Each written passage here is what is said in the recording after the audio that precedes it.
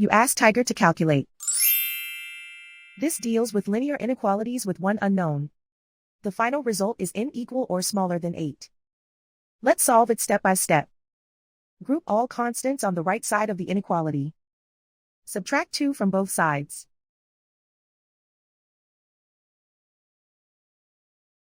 Simplify the arithmetic.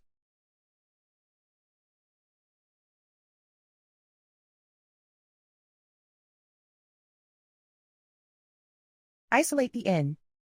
Multiply both sides by 2.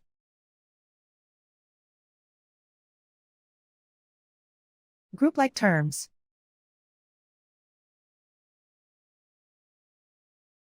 Multiply the coefficients.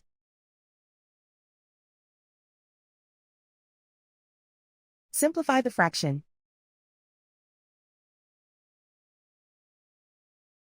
Simplify the arithmetic.